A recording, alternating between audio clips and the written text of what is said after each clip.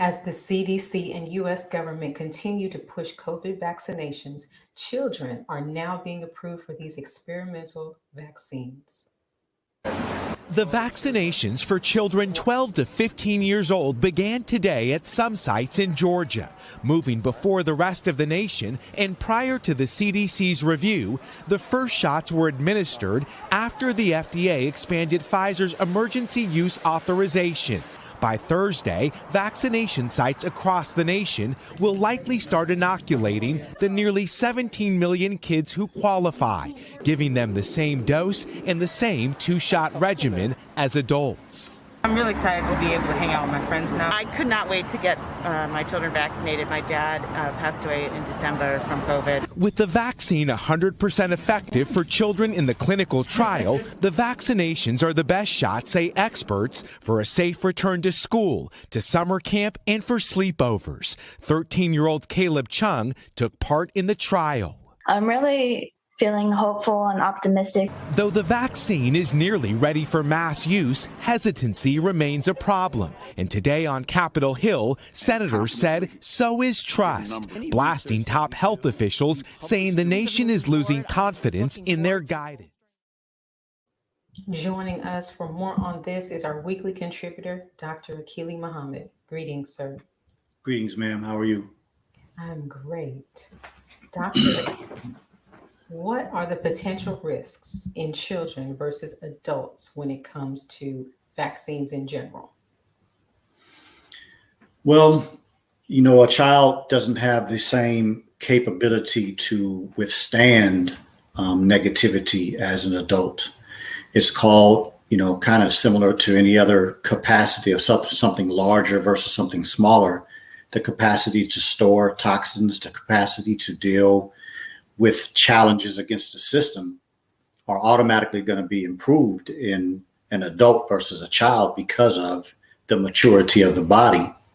And so even though we're in the midst of a pandemic, I think it's important for us to remember that at the beginning of this pandemic, there was not a lot of talk about younger people being a threat.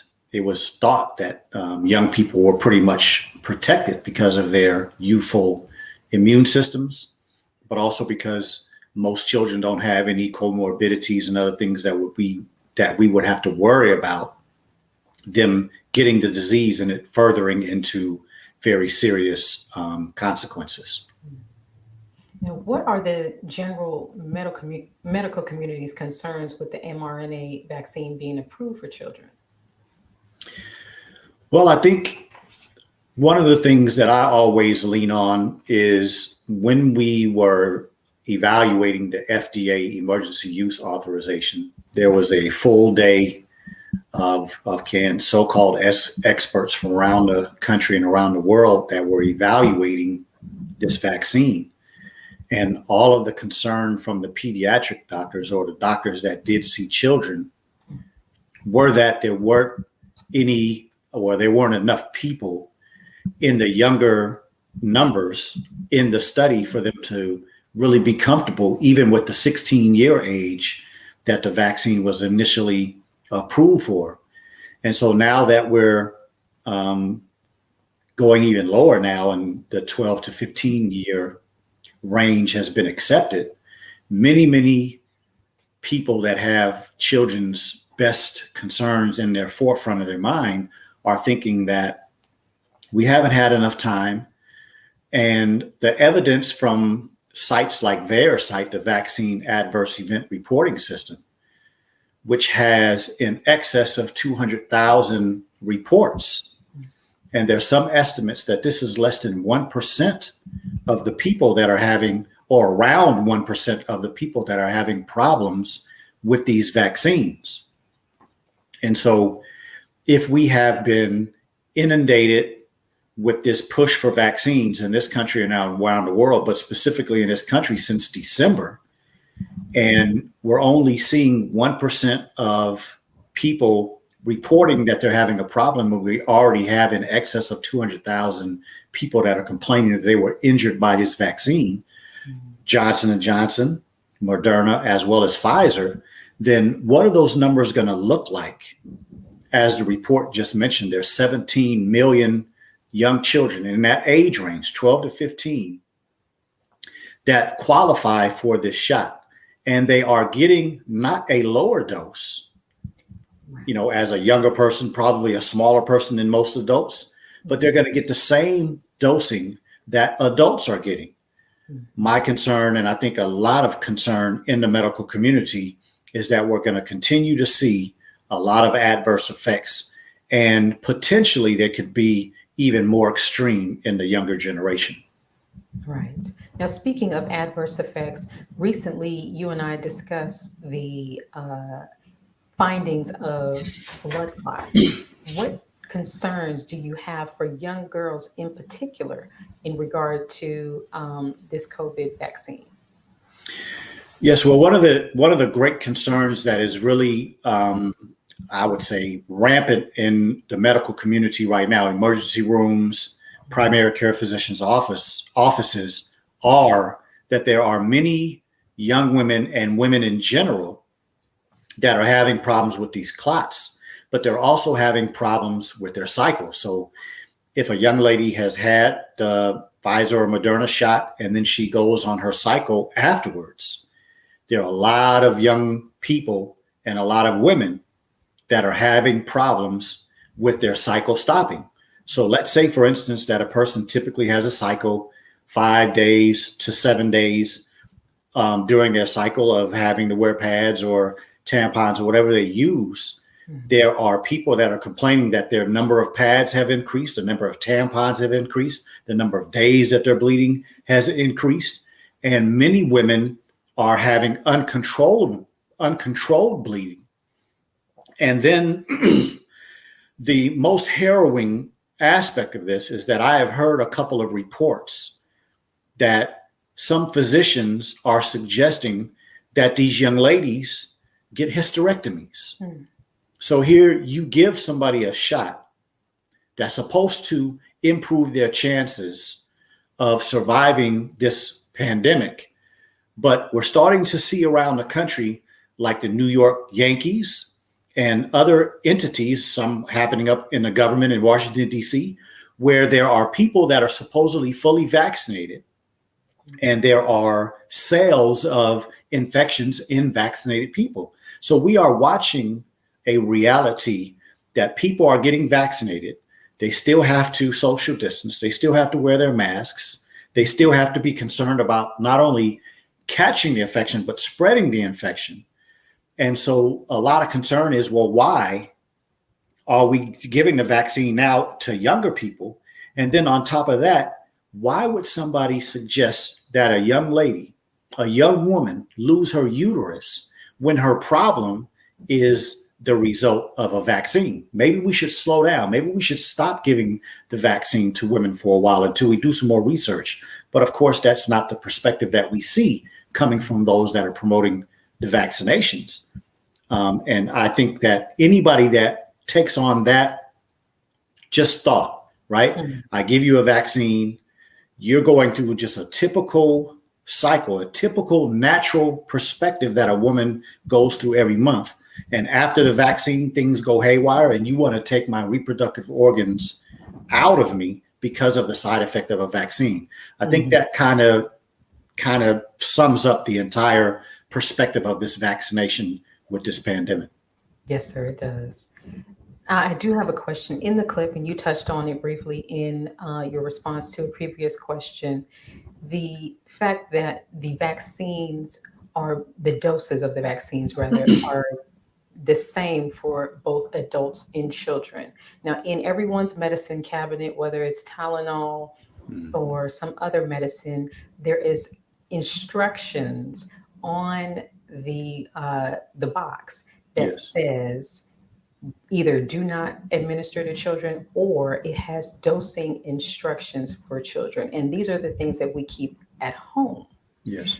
What do you think the potential side effects could be for these vaccines being administered to our children? Well, my immediate response would be potentially dangerous. because as I said a few minutes ago, as the numbers increase with those that are reporting side effects that they're getting from these vaccines, we're about to start increasing the number in younger children. And if their bodies are less capable, which is typically the reason, the example that you give is such a wonderful example, because if you go in somebody's medicine cabinet and they have young children, you might see something that says Bayer or aspirin or Tylenol or naproxen, but you'll probably see something in that household that says children's Tylenol or children's motion, chewable something for a child, right? A different dose, usually a much smaller dose, but yet that's not taken into consideration in this study. And then you have to also look at what that report that we listened to said. It said that the vaccine was 100% successful in the trials. But the question is, what does that mean, right? And we don't have time to go on that today, but my point is that the majority of the public doesn't even understand what that means by 100% effective, because what we're seeing in the public, in adults, there has been nothing 100% effective from a positive perspective. And so I am really concerned. I don't see that there are going to be good results after these numbers start to increase. I think it's going to, the adverse events, the deaths, the number of complications are going to increase in these children, probably at a higher exponential rate than they have with the adults. That's my concern. Now, before we let you go, Dr. Akili, on your Ultimate Wellness group, what will you be discussing on the next episode? Yeah, so today we're having the Ultimate Wellness Group Transformation Testimonial Tuesday, where those that have benefited from that wonderful book that sits behind me, How to Eat to Live by the Honorable Elijah Muhammad, there are going to be some people that are going to come on the show tonight, and they're going to talk about certain conditions or certain problems, maybe even medical diagnoses that they have gotten from a doctor, and how they have had some success and seen some benefits by trying to strictly adhere to the teachings of How to Eat to Live. So please come join us. I think it's going to be a wonderful show, an empowering show. So if you get a chance, come on to The Ultimate Wellness Group on YouTube, or The Ultimate Wellness Group on Facebook. We look forward to having you.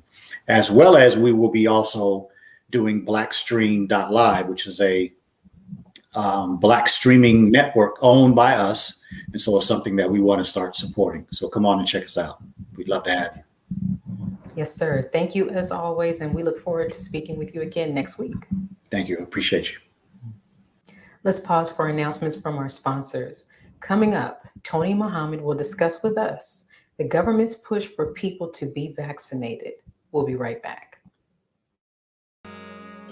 Be a part of the force that powers truth in journalism.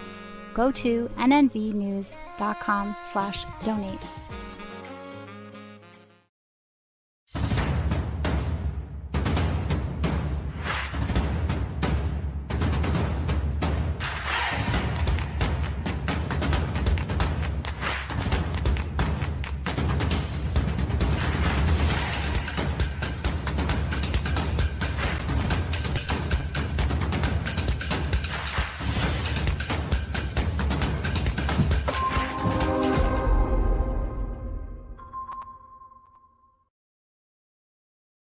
Worldwide, 24 hours a day, 7 days a week. Download the Final Call Radio app and take us everywhere. On your phone, on your computer, on your tablet, on Instagram, Facebook, and Twitter. You can also log on to finalcall.com and click the Listen Live button, or finalcallradio.com. Final Call Radio, the official voice of the Honorable Minister Louis Farrakhan and the Nation of Islam.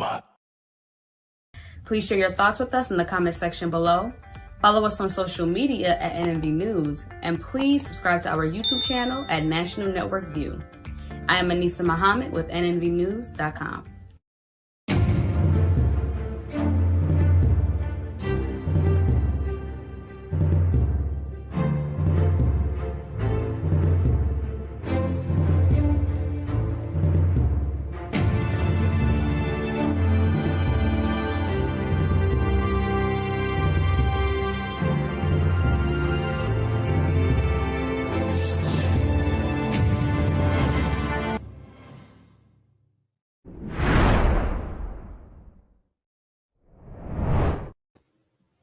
As the CDC and U.S. government lift mask mandates, people are speaking out about the change and the lack of concern for the public, students, and teachers. I think that people should have the right to choose what they believe. I definitely do not like wearing masks and feel like it's not the best for me. After expressing concerns about the mask mandate all year, Jameson's parents, Jim and Sharon, say they decided to file a lawsuit and injunction against the district. We have made the decision as a family to take it as far as we feel we need to take it. On Wednesday, the district started separating students who choose not to wear a mask from students who do. Yesterday, I got stopped in the hallway well before I made it to class, and pretty much just got put in the auditorium all day. Thursday was day 2 of the district placing students who don't wear a mask in other areas, like the auditorium and library. Joining us is Tony Muhammad. Greetings, sir. Greetings, my dear sister. How are you? Good, good. Thank Beautiful. you. Florida's Education Commissioner, Richard Cocaron, is asking school districts to make masks and face coverings to be voluntary. From your experience, is that a wise choice? No, it is not a wise choice, dear sister. And I'm going to veggie back off of what Dr. Akili mentioned earlier in the interview that you just did with him. Even if these children get vaccinated, which right now we're seeing even the case with the New York Yankees, as Dr. Akili mentioned, 9 players and staff members got vaccinated and they tested positive for COVID-19. And we see repeated cases all over the news in which even though the adults, we're talking about adults here, we're not talking about children, the adults get vaccinated and they're ending up with COVID themselves. And now when we have children coming into the classroom and now they have the choice, oh, well, if I want to, I could not wear my mask. And they could have COVID themselves. They could be vaccinated, but they could become spreaders of COVID. We also have many people that are asymptomatic who spread the virus. And so all of this is not safe right now. And educators have to do everything that they can. They need to huddle up together and be unified and take a stand on these kind of issues. What do the teachers' unions have to say about this proposed policy and about sending all students back to the classroom? In Florida, it's been pretty much only the unions that have been standing up for teachers and speaking out about the concerns of mixing up children with too many children in certain classrooms with teachers. And there have been 2 bills that have been attempted to be passed in the Florida Senate and in the House to get rid of teachers' unions, along with the nurses' unions. It's pretty crazy. These are pretty much the only advocates for these 2 professions. Nurses who are trying to keep us safe and keep themselves safe and keep people safe. And you're talking about educators who right now the education of children is suffering. And so we have to do everything that we can to safeguard the health of children and educators. Right now we have a teacher shortage here in Miami-Dade County and all over the state. And so what are we going to do with teachers one major problem that we're experiencing with educators, dear sister Rosalind, I'm going to say this. We don't take care of ourselves very well. Many of us have preconditions. Many of us are overweight. You know, we eat a lot of junk food, a lot of comfort food because of the stress that we experience in the classroom. And so we're here going into the classroom with poor health, and we're dealing with children walking around without masks. Many of us being thrown into quarantine, in some cases several times. And then we have to ask ourselves the question, like, did I catch COVID? And we have to stay away from our family members. See, it's adding to a lot of the unnecessary stress that we're experiencing right now during this pandemic. And we have to really envision smaller learning communities, and do other things in schools and in school districts where our interaction with people and our interaction with among the students and with each other is limited, so that we could keep ourselves as safe as possible. Now, you mentioned just a moment ago something that has always seemed to have been a problem in many schools, which is classroom size. The teacher to student ratios have always, or seemingly always, have been large. With that being said, aside from COVID, what types of stressors, such as maybe academic performance, have you seen, new ones, I guess I should say, have you seen within the past year in regard to the quarantines and I guess as a result of all of this, COVID? The stressors are, a lot of children are in the state where they're stuck. Those that are learning both online and in the classroom, I'll get to that in just a moment. But when we were thrown all into quarantine and teachers did not receive any proper training on how to be an online teacher, we had to deal with situations like that. And children are online at home, oftentimes with siblings, younger siblings. They're at home and like they're paying more attention to their siblings. They're in elementary school. They have to make sure that their siblings are on top of their academics. But while that is going on, their academics are suffering. And so teachers, we were told initially to be sensitive to those kind of things.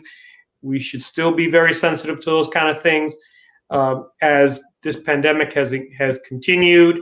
And right now, what we're finding is children that have not been doing well academically, more of them have found themselves in the classroom. Many of them are doing much better in the classroom, but it's like we're doing it in this social distancing type of way where children are not moving around too much. They don't feel like themselves. And so we as teachers, we have to administer a lot of therapy and talk to them and make them feel comfortable. Just by the way that they're dressed, oftentimes we could see that there are many issues that they're going through. Oftentimes they're wearing hoodies. It could be here in Florida, it's hot right now, but they're wearing hoodies and with their masks and sometimes with scullies. They could be sweating, but they feel comfortable because they feel uncomfortable overall in the situation that they are in. And so as teachers, we have to do everything that we can to be sensitive to their needs right now. And by and large, get them to talk. I feel that as educators, oftentimes we talk to the children too much. Sometimes we got to take a pause and listen to them and see what they are going through so that we would know how to meet their needs. Good points. The Department of Education has mandated that all students go through testing. Has standardized testing served a true purpose under these circumstances? No, ma'am. I'll say no. And it hasn't for many years. Testing, and here we're talking about standardized testing, it's big business. I'm going to use one particular example in a former governor here in Florida, Jeb Bush, where it was very obvious that there was some side business going on. His family owned, members of his family owned the tutorial programs to what was at that time the standardized exam was known as the FCAT exam. And that was being sold to school districts all over Florida. Every school district purchased those programs. With every governor that has come in, they've put in some new company in place to now create a new exam. And then a couple of years later, a new exam would be created. And so it just becomes big business. We see the problems that a lot of these youth have been experiencing. It's not just COVID, right now during COVID. Their education has been suffering for a long time, where you have teachers that have to hurry up and teach according to a pacing guide, even though they see that students are not keeping up with what they're teaching. But according to the pacing guide, you have to teach this this particular subject from this particular time to this particular time, and you need to hurry up. And then, but you have, you know, all these children, they're like, okay, well, I didn't get it. Can I get extra help? The teacher cannot provide much help because now you got to move on to another subject. Because if you get observed by anyone, by the district or by the state, and they see that you're not on the subject according to the pacing guide, then you could lose your job. And so right now, the educational system is not meeting the needs of our children. We really do need an educational system of our own independent education where we can meet the needs of our children. I work for an agency along with the school that I work at where we take very special care of children that are not doing well in school. And then we set up programs and curriculum specifically designed for them to meet their needs. Now, very quickly, what would you recommend for parents to do right now as it relates to children who are struggling with their education? I would say that there are resources available practically in every city and in every state that you have access to. Do as much research as you possibly can so that your child could have access to those resources. Oftentimes, these resources are free. Do the research. And if you can't find any real free programs for your child, whether it be online or physical, definitely do some research on some educational programs that you could afford. And because the investment of your child is the investment of your future. I'll just say that. That's right. Great points. Thank you so much for joining us. And I look forward to hearing more from you in a coming episode. Thank you. Thank you for having me, dear sister. Peace. Peace. Let's pause again for announcements from our sponsors. After the break, I will sit down with Lord Roka for an interview. We'll be right back. Be a part of the force that powers truth in journalism. Your support helps to combat false media. Cash App NNV News. Greetings from National Network View. This week's Final Call cover story headline memorializes the late, great DMX. Last week, DMX's life was celebrated at the Barclays Center in Brooklyn. Large crowds gathered to honor the legend. They were there to remember a man who wasn't afraid to express his pain with the world. The Honorable Minister Louis Farrakhan spoke via Zoom to the large audience. He delivered words of comfort, wisdom, and guidance to everyone under the sound of his voice. DMX will live on. This FCM volume number 29 edition features the middle page article is a transcript of what the Honorable Minister Louis Farrakhan said at the memorial. To read more, subscribe to finalcalldigital.com and tune in to the all-new Final Call Radio. This is the nnvnews.com Final Call cover report. This is Sister Sajda Muhammad. We are proud to announce that the Sajda House commemorative Elijah coins are finally here. This priceless heirloom, made from recycled copper from the messenger's home, is now available at sajdahouse.com. Please make sure you leave your comments and questions in the comment section below. Follow us on Facebook, National Network View, and make sure to check us out on Twitter as well, National Network View. This is Sergio Gutierrez with National Network View, signing off.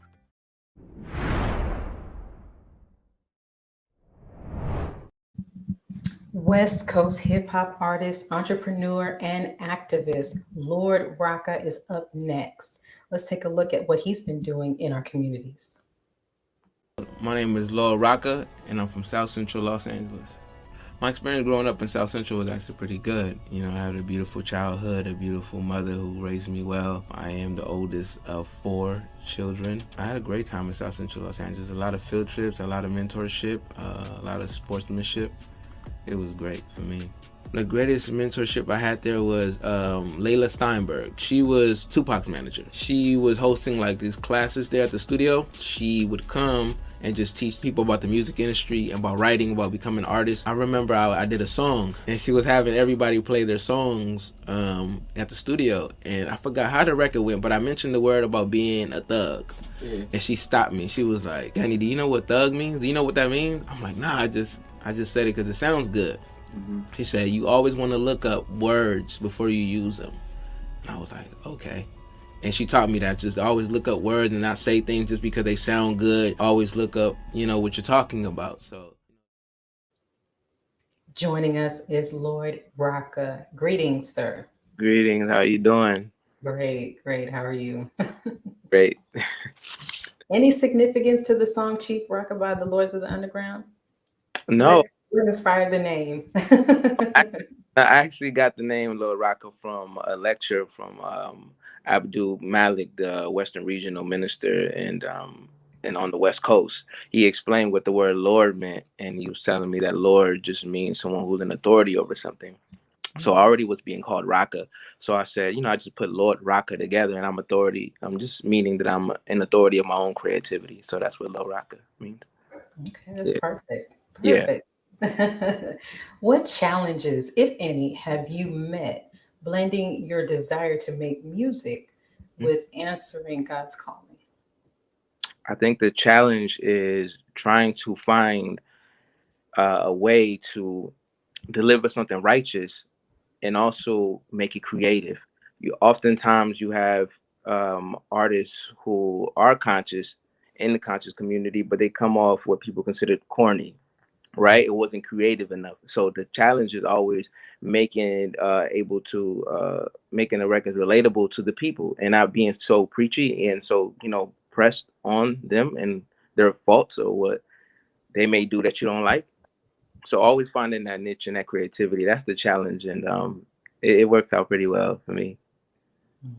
Now, speaking of conscious music, sounding corny, there was a time where conscious music, and it might have fallen under the umbrella of neo soul, but conscious rap music in particular was making way in the mainstream media. It has since fallen, I guess, back to underground fanfare. Are you having any issues getting your music out there to the people to be heard? No, because when they build walls, we build tunnels. So what I just did, you just got to study. Every era is different, and you have to find a way to make it creative where you could put a message in your music. Just make it danceable. Dance, there's nothing wrong with dancing. Make it a way where people are going to enjoy it. So I think the challenge for us conscious artists now that the enemy has taken over the music industry and he's the one funding, the negative of hip hop music or any genre, since he's pushing that and he's funding it. So it's not that the conscious community doesn't have the right message. We're just not funding our message enough. So we just take it, study it, and find a way to make it enjoyable. That's all it is. It's just we're not making it enjoyable enough, and that's a challenge for us. Good point. Now, you have your hand in quite a few things, one of which is Salam Nation. Can you talk to us about that? Yes, the beautiful rap group of Salam Nation. Salam Nation is a rap group that I formed back in 2012. We're out the West Coast, everybody either out of Compton or South Central Los Angeles. And we're all group members in the Nation of Islam. And one day I was just sitting in my living room, with a recording studio. And I was saying to myself, man, I think, I want to start a group.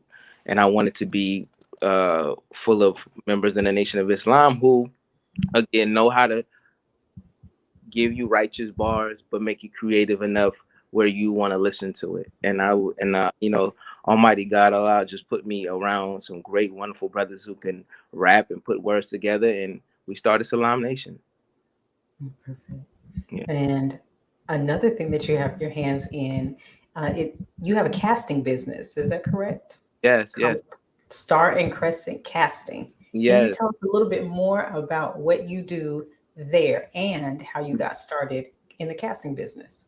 Yes. Well, I started in the casting business. I had a friend going to LA Film School by the name of Brandon Woodron. He was from New Orleans. And I met him through a mutual friend, Jessica Black. She went to high school with me. And she was like, I got somebody I want you to meet. And she introduced me to Brandon. And Brandon was working on a short film. And he was telling me how, you know, he's fresh from New Orleans and he would love for me to act in his movie and possible get other people who are in the area to be in the movie too. So I said, yeah, I'll reach out to my friends. So I reached out to a couple of people. He loved how they act. And he was like, yo, I would love for you to work with me as a casting director and just cast for the rest of my films. And I was like, sure. So that was my start in casting. That was 2011. And then he picked back up in 2020. And I started working with him again. And he told me one day, like, man, you need to start your own casting agency. And I said, you know, I think I will. And I put it together, Stonecrescent Casting. Again, you know, Islam plays such a powerful influence in my life. And I just, of course, the star and the crescent just came together as one. And I went with Stonecrescent Castings, and it's booming. And I'm always giving opportunities to Black brothers, brown brothers and sisters that never probably were pursuing acting, but no one really looked at them or never, you know, took their talent into consideration. So I pull them and bring them in front of the camera, and they do great.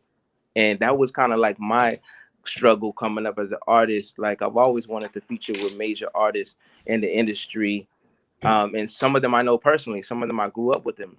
But it seems like once they get in them doors, they never turn back to their community and come back and look out. So I was like, that pain that I had about not being able to reach out and work with them is what influenced me to be the person that I always wanted in my life. So yeah, that's the power and the influence behind Stonecrescent Casting. Now, you have a lot. You're a rapper, an entrepreneur, you have a casting business. Yeah. Are you working on any new music? I saw a freestyle or two. Are you going to be dropping anything in the near future? Right now I'm working with Salam Nation. We're working on dropping our EP. We have a fresh music video that drops this Friday, and our project will be out hopefully in the middle of next month. And that's what I'm working on now. But I'm heavily on movies right now. I just got booked to cast for 2 films. So I'm working.